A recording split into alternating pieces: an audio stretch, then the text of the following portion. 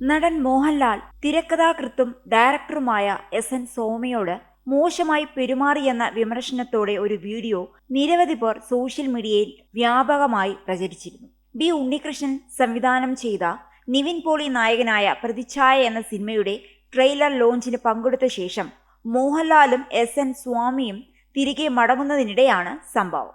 മോഹൻലാൽ എസ്.എൻ. സോമയോട് മര്യാദയില്ലാതെ പെരുമാറിയെന്നും തട്ടിമാറ്റിയെന്നുമൊക്കെയായിരുന്നു വിമർശനം.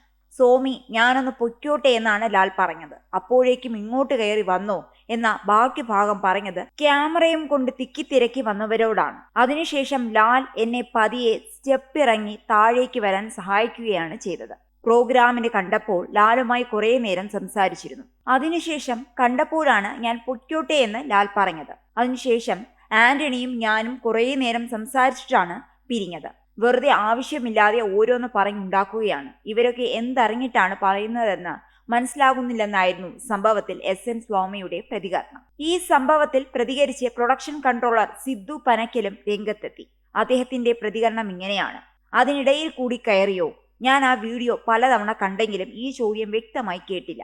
അങ്ങനെ ഒരു ചോദ്യം വന്നിട്ടുണ്ടെങ്കിൽ അത് ലാലേട്ടന്റെ വീഡിയോ എടുക്കാൻ വന്ന ചാനൽ, യൂട്യൂബ് തുടങ്ങിയവരോടായിരിക്കും. കാരണം എസ്.എൻ. സോമി സ്റ്റാർ സ്റ്റെപ്പ് കയറുകയല്ല, പതുക്കെ ഇറങ്ങി വരികയാണ്. അദ്ദേഹത്തിന് പിന്നിൽ വേഗത്തിൽ ഇറങ്ങി വരുന്ന ലാലേട്ടൻ പതുക്കെ ഇറങ്ങുന്ന സോമി സാറിനോട് ആരും സ്വാഭാവികമായി പറയുന്ന കാര്യമാണ് പറഞ്ഞത്. ഒരു ശകലം മാറി നിന്നാൽ ഞാൻ അങ്ങോട്ട് പോകും. തരുൺ മൂർത്തി ആയാൽ ഇങ്ങനെ പറയുമോ എന്നാണ് മറ്റൊരു ചോദ്യം. തീർച്ചയായും ഉണ്ടാകും. തരുൺ മൂർത്തി പതുക്കെ ഇറങ്ങി വരികയാണെങ്കിൽ പിന്നാലെ ലാലേട്ടൻ തിരക്കിട്ട് വന്നാൽ ഇത് തന്നെയായിരിക്കും സംഭവിക്കുക. തൊടുപുഴയിൽ തരുൺ മൂർത്തിയുടെ പടത്തിലാണല്ലോ അദ്ദേഹം അഭിനയിക്കുന്നത്.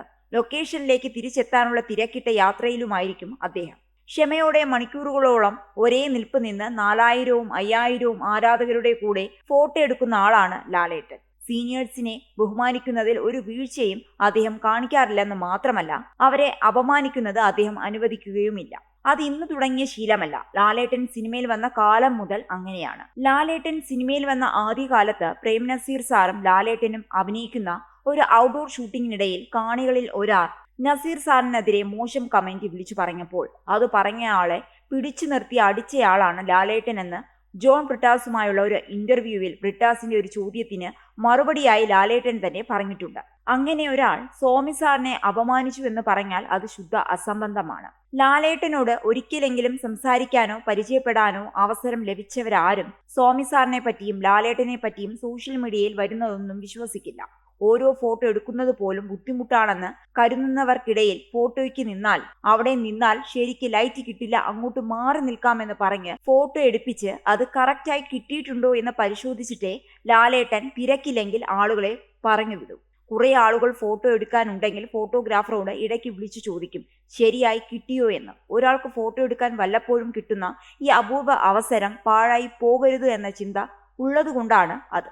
അങ്ങനെ ചെറിയ കാര്യം മുതൽ വലിയ കാര്യങ്ങൾ വരെ ഓരോന്നും വളരെ ശ്രദ്ധയോടെ കൈകാര്യം ചെയ്യുന്ന ആളാണ് ലാലേട്ടൻ. പിന്നെ കേട്ടത് പഴയ ചില സിനിമാ പ്രവർത്തകരെയും പ്രൊഡ്യൂസർമാരെയും അവരുടെ അവസാന കാലത്തിൽ ലാലേട്ടൻ സഹായിച്ചില്ല എന്നാണ്. ചിലർ ചെയ്യുന്നത് പോലെ സഹായം ചെയ്യുമ്പോൾ അത് വീഡിയോ എടുത്ത് പ്രചരിപ്പിക്കുന്ന ആളല്ല ലാലേട്ടൻ. സഹായം സ്വീകരിച്ചവർ ആ കാരുണ്യവും മനസ്സും തിരിച്ചറിയുന്നുണ്ട്. അത് ഈ പറയുന്നവർക്കെല്ലാം കിട്ടിയിട്ടുമുണ്ട്. കേരളത്തിൽ എന്ത് ദുരിതമോ ദുരന്തമോ ഉണ്ടായാൽ ആദ്യം സഹായവുമായി എത്തുന്നത് ലാലേട്ടനെ പോലെയുള്ളവരല്ലേ. തന്റെ മാതാപിതാക്കളുടെ പേരിലുള്ള വിശ്വശാന്തി ഫൗണ്ടേഷൻ മുഖേന അദ്ദേഹം ചെയ്യുന്ന സേവനങ്ങളും സഹായങ്ങളും ശ്ലാഘിക്കപ്പെടേണ്ടത് തന്നെയാണ്. പബ്ലിക്കായി പറയാതെ, പൊതുജനങ്ങൾ അറിയാതെ വിശ്വശാന്തി ഫൗണ്ടേഷനിലൂടെ ലാലേട്ടൻ ചെയ്യുന്ന സൽപ്രവർത്തികൾ അതിന്റെ ഗുണഭോക്താക്കൾക്കും വിശ്വശാന്തിയുടെ പ്രവർത്തകർക്കും മാത്രം അറിയാവുന്നതാണ്. കോവിഡ് കാലത്ത് ഗവൺമെന്റിനും സിനിമാ സംഘടനയ്ക്കും ചെയ്ത സഹായങ്ങൾക്ക് പുറമെ പഴയ കാലം മുതൽ തന്റെ കൂടെ പ്രവർത്തിച്ചവരെയും ഇപ്പോൾ പ്രവർത്തിക്കുന്നവരെയും ഫോൺ ചെയ്ത് സംസാരിക്കുകയും സഹായങ്ങൾ ആവശ്യമുള്ളവർക്ക് അത് നൽകുകയും ചെയ്തിട്ടുണ്ട് ലാലേട്ടൻ. ഇതെങ്ങനെ എനിക്കറിയാമെന്ന് ചോദിച്ചാൽ ലാലേട്ടന്റെ കയ്യിൽ ഇല്ലാത്തവരുടെ ഫോൺ നമ്പർ എന്റെ കയ്യിൽ നിന്നാണ് അദ്ദേഹം വാങ്ങിയിരുന്നത്. മിക്കവാറും ദിവസങ്ങളിൽ എന്നെയും വിളിക്കുമായിരുന്നു. ലാലേട്ടനും എസ്.എൻ. സ്വാമി സാറും തമ്മിൽ എന്നും നല്ല ബന്ധത്തിൽ തന്നെയാണ്. കാള പെറ്റു എന്ന് കേട്ടാൽ ഉടൻ കയറെടുക്കരുത്. പെറ്റത് കാളയാണോ പശുവാണോ എന്ന് ഉറപ്പിക്കുക കൂടി വേണം.